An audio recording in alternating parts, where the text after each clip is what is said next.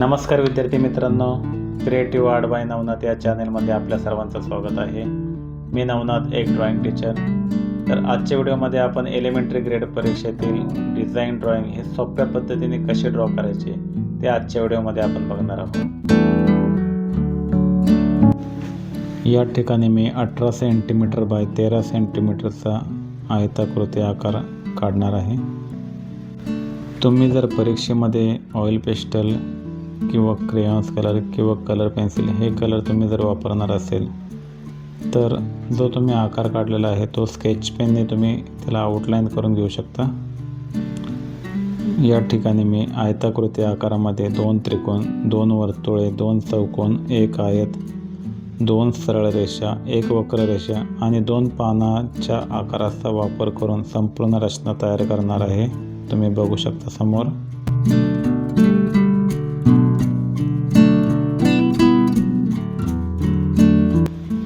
या ठिकाणी मी स्केल आणि ब्लॅक स्केच पेनचा वापर करून यामध्ये हे सर्व आकार स्टेप बाय स्टेप काढणार आहे. आकार काढत असताना तुम्ही कसेही काढू शकता म्हणजे तो त्रिकोण काढलेला आहे तो तुम्ही सरळ काढू शकता, तिरका काढू शकता. त्याच प्रकारे इतर आकार हे आपण आयताकृती आपल्याला जो आकार दिलेला आहे त्याच्यामध्ये आपण कोणत्याही ठिकाणी काढू शकतो. तर काही आकार जाणून बोलून आपल्याला ओव्हरलॅपिंग करायचे आहेत. ओव्हरलॅपिंग म्हणजे एकावर एक आकार काही काढायचे आहेत. प्रत्येक आकार हा एकमेकांशी संतुलित पद्धतीने जोडत आपल्याला काढायचा आहे. डिझाईनमध्ये समतोल, हालचाल आणि आकर्षक मांडणी दिसली पाहिजे हे लक्षात घ्यायचे आहे सर्वांनी. कोणत्याही एका बाजूला जास्त गर्दी होणार नाही याची काळजी पण घ्यायची आहे.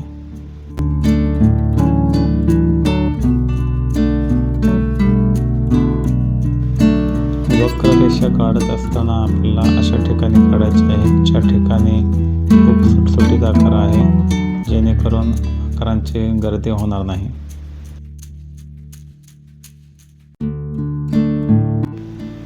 तुम्ही पाहू शकता या ठिकाणी मी डॉम्स कंपनीचे क्रेयॉन्स कलर वापरत आहे.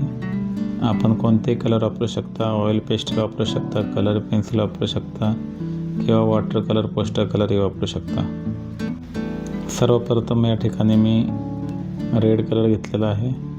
एक रंग तुम्ही 2 ठिकाणी देऊ शकता, 3 ठिकाणी, 4 किंवा 5 ठिकाणी देऊ शकता.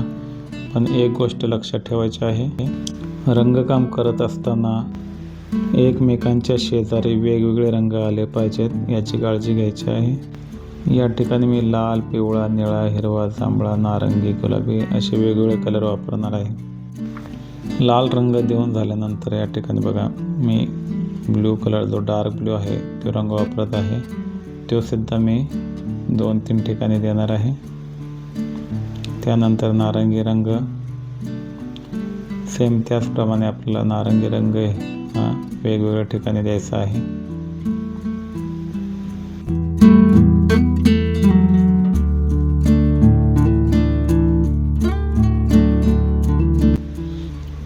त्यानंतर या ठिकाणी मी पिवळ्या रंगाचा वापर करत आहे. पिवळा रंग ही मी 3 ते 4 ठिकाणी देणार आहे. पिवळा रंग देऊन झाल्यानंतर या ठिकाणी मी तो लाईट ग्रीन आहे तो या ठिकाणी 3 ते 4 ठिकाणी देत आहे. त्यानंतर या ठिकाणी मी गुलाबी म्हणजे पिंक कलर वापरत आहे. तोही मी 4 ते 5 ठिकाणी देत आहे.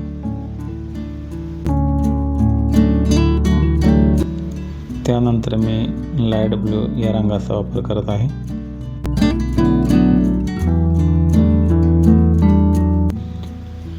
लाईट ब्लू नंतर या ठिकाणी मी लाईट ऑरेंज रंगाचा वापर करत आहे.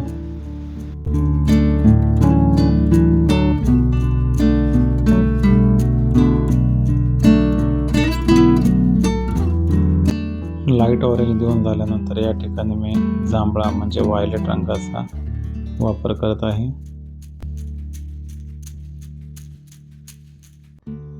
त्यानंतर डार्क ब्लू रंगाचा वापर करत आहे.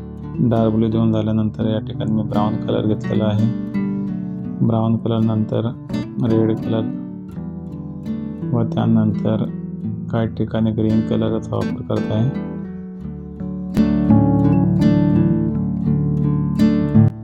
त्यानंतर पिंक रंगाचा वापर करत आहे.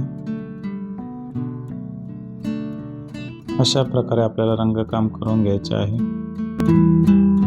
व्हिडिओ आवडला असेल तर लाईक करा, शेअर करा आणि अशाच वेगवेगळ्या ड्रॉइंगचे व्हिडिओ पाहण्यासाठी क्रिएटिव्ह आर्ट बाय नवनाथ या आपल्या यूट्यूब चॅनेलला सबस्क्राईब करायला विसरू नका. धन्यवाद.